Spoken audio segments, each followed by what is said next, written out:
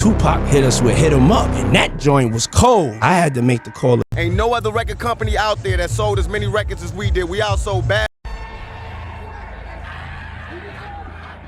Control. It's not like he wants to kill. He just doesn't want to die. Welcome to Bulletproof Entertainment, where music, memory, and legacy collide. Here we pay tribute to the artists who not only entertained us, but also changed the very fabric of our culture. Through their words, their struggles, and their triumphs, these icons have left an indelible mark on the world. Today, we invite you to step into the story of one of hip-hop's most influential and enigmatic figures, a man whose life and art continue to inspire generations. We honor the icons who shaped our culture, the visionaries who broke barriers and redefined what it meant to be an artist. The 1990s were a golden era for hip-hop and rap, a time when voices from the streets rose to global prominence. These artists gave a voice to the voiceless, telling stories of struggle, hope, and resilience. Their music became the soundtrack of a generation, and their influence can still be felt in every beat and rhyme today. Today we revisit the final days of Tupac Shakur, a period marked by extraordinary creativity, intense conflict, and haunting premonitions of what was to come. In his last months, Tupac poured his soul into his music, channeling his pain and passion into lyrics that still resonate. He was a poet, a prophet, and a provocateur, wrestling with the contradictions of fame and the realities of the world around him. His every move was watched, his every word dissected, as he navigated the storm that surrounded him. At the peak of his career, Tupac was both celebrated and scrutinized. He was surrounded by tension, paranoia, and betrayal, never knowing who to trust, always looking over his shoulder. The pressures of fame weighed heavily on him, and the dangers of his environment were ever present. Despite his success, he was haunted by a sense of foreboding, as if he knew his time was running out. The world saw a superstar, but behind the scenes, Tupac was fighting battles few could understand. To truly understand that fateful night in Las Vegas, we must first explore the world Tupac navigated, a world filled with immense pressure, fragile alliances, and constant danger. The glitz and glamour of the Vegas Strip masked the underlying tensions that simmered beneath the surface. Tupac's entourage was both his shield and his vulnerability, a group bound by loyalty but also by the ever-present threat of violence. Every decision, every step, carried weight and consequence. We'll dive into his last major interview, a rare moment of candor where Tupac's words reveal a man desperate to move beyond the chaos of thug life. In these final conversations, he spoke of hope, redemption, and the desire to use his platform for change. He reflected on his mistakes, his dreams, and the legacy he hoped to leave behind. It was a glimpse into the mind of an artist who was more than just a rapper. He was a visionary, yearning for peace in a world that refused to grant it. Join us as we uncover why Tupac's final testament remains crucial to understanding his enduring tragic legacy. His story is not just about music or fame, it's about the struggle for identity, justice, and meaning in a world that often misunderstands greatness. Through his words and actions, Tupac challenged us to look deeper, to question, and to never forget the power of art to change lives. This is the final curtain call for a legend whose voice still echoes through time. The summer of 1996 was a storm for Tupac, an unrelenting season of pressure, fame, and fear. The sun blazed over Los Angeles, but for Tupac the heat was more than just the weather. It was the intensity of being watched, followed, and targeted every single day. He was at the height of his career, but also at the center of a storm that threatened to consume him. Every day brought new threats and mounting paranoia. The streets buzzed with rumors, and Tupac could feel eyes on him wherever he went, friends, strangers, even the police. He moved through the city like a shadow, never sure who to trust, always looking over his shoulder. The tension was so thick it was almost tangible, hanging in the air like smoke. As the face of West Coast hip-hop and Death Row Records, he was both celebrated and hunted. His music was anthemic, his presence magnetic, but his fame came with a price. Bodyguards flanked him at every event, and the glare of the spotlight never faded. For every fan who cheered, there was someone plotting in the shadows, waiting for a moment of weakness. The East Coast-West Coast feud had escalated from lyrics to real danger, and Tupac was caught in the crossfire. What started as a battle of words had become a war of bullets and betrayal. Headlines screamed about the rivalry, and every new song seemed to stoke the flames higher. The hip-hop world was divided, and Tupac was right at the heart of it. unable to escape the violence that now defined the culture. Behind his tough persona, he longed for peace, but the world demanded war. Alone in hotel rooms, Tupac wrestled with his thoughts, haunted by the friends he'd lost, the enemies he'd made, and the choices that had brought him here. He was a poet at heart, but the streets demanded a fighter. The weight of expectation pressed down on him, leaving little room for vulnerability. The infamous brawl at the MGM Grand on September 7th was the spark that ignited tragedy. What began as a night of celebration quickly spiraled out of control. In the chaos of the hotel lobby, fists flew and tempers flared, setting off a chain reaction that no one could stop. The flashing lights of police cars painted the night in blue and red, signaling that something irreversible had just begun. That night in Las Vegas, celebration turned to chaos as old conflicts resurfaced. The city, known for its glitz and glamour, became a stage for violence and fear. Partygoers who had come for a night of fun found themselves caught in a whirlwind of panic. Security rushed in, but the damage was already done. The sense of safety had vanished in an instant. A chance encounter with a rival gang member set off a chain of violence. In the neon-lit streets outside the casino, old grudges flared up with a single glance. Words were exchanged, threats made, and suddenly the fragile peace shattered. It was a moment that would echo far beyond that night, setting in motion events that no one could take back. In a city built on spectacle, Tupac's reality was inescapable and deadly. As he rode through the Las Vegas night in a black BMW, the city's bright lights seemed to mock the darkness closing in around him. The strip was alive with energy, but for Tupac, every moment felt like it could be his last. The world watched, unaware that tragedy was just around the corner.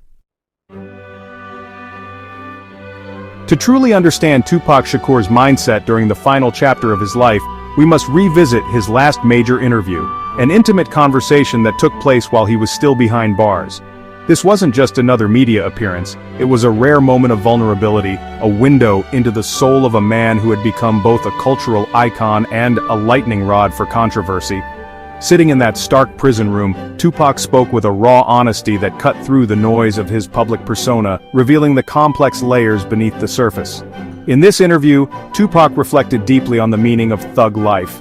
He described it not as a permanent label or a destiny he was doomed to fulfill, but as a phase, a necessary armor he had worn to survive the harsh realities of his upbringing. He admitted that while thug life had given him a voice and a sense of belonging, it was never meant to define his entire existence.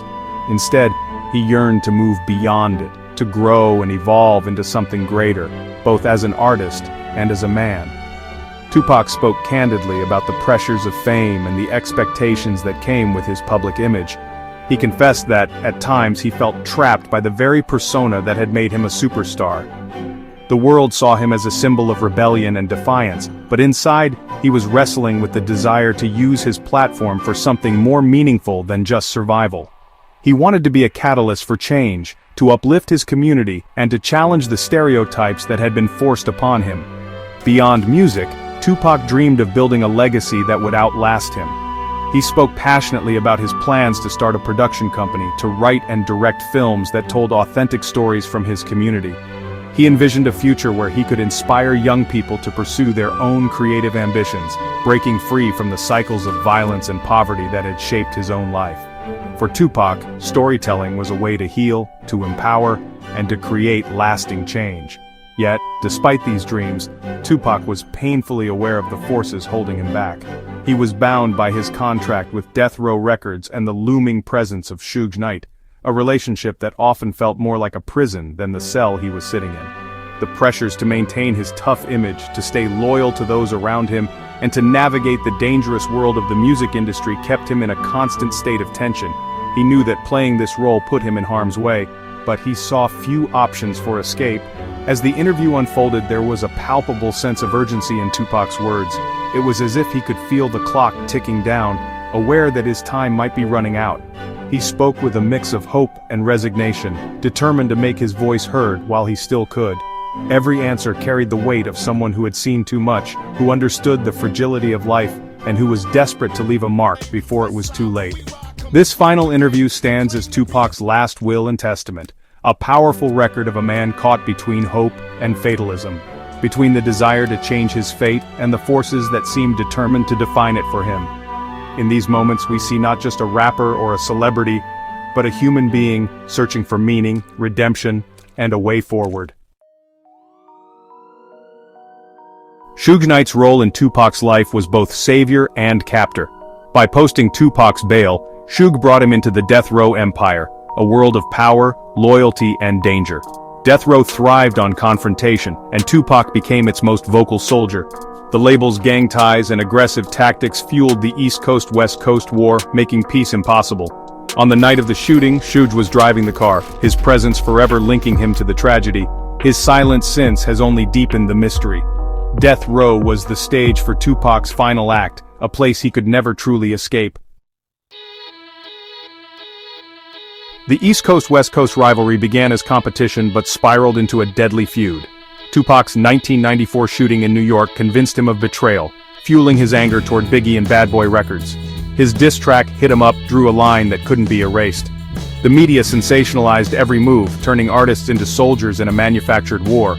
What started as lyrical sparring became real violence, trapping Tupac in a role he couldn't escape. The feud set the stage for his final days, making tragedy feel inevitable. In the end, the war claimed both Tupac and Biggie, two icons lost to senseless conflict. Tupac's final interviews and lyrics now sound prophetic. He seemed to foresee his own end.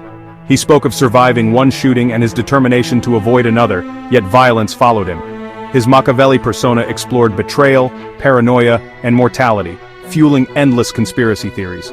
Songs like Hail Mary and Blasphemy were filled with religious imagery and warnings. Tupac critiqued the industry's exploitation and the dangers of the beef, urging unity over conflict. His words were a plea for change, a warning that went unheeded. In the end, his legacy is a testament to the cost of fame and the tragedy of unresolved conflict. Tupac's death sent shockwaves through music and beyond. Dr. Dre mourned the loss of a generational talent, while Snoop Dogg grieved a loyal friend and revolutionary spirit. Snoop's memories highlight Tupac's work ethic and the harsh reality of their world. Even rivals like Biggie and Puff Daddy expressed sorrow, calling for peace and denying involvement. The tragedy weighed heavily on Biggie, who would meet a similar fate months later. Suge Knight, present at Tupac's side, remained silent and enigmatic, fueling speculation. These reactions reveal the fractured world Tupac inhabited. All lost a friend, a rival, and a voice that defined a generation. News of Tupac's death devastated the hip-hop community, East and West. The rivalry no longer felt like entertainment, it was a funeral. East Coast artists mourned publicly, emphasizing that lyrical battles should never turn deadly. DJs played Tupac's music in tribute, sparking calls for unity and reflection. The tragedy forced artists and fans to confront the true cost of the feud. Tupac's words, "I will spark the brain that will change the world," echoed as a call for change. His critique of society's priorities resonated deeply in the aftermath. Beneath the hardened image was a visionary who dreamed of a better world. Tupac's final days mirrored his life, brilliant, chaotic, and tragic. His last interview is a key to understanding the man behind the myth, a soul yearning for change, warning of dangers ahead. His legacy is more than violence, it's the power of his words and ideas. Tupac challenged the status quo, inspired generations, and sparked change. The East Coast-West Coast rivalry forced hip-hop to confront its darkest impulses. As we remember Tupac, we hear the enduring echo of his voice, angry, vulnerable, prophetic, and human. Thank you for joining us at Bulletproof Entertainment. Share your thoughts and keep his story alive. I won't deny it, I'm a straight rider. You don't wanna fuck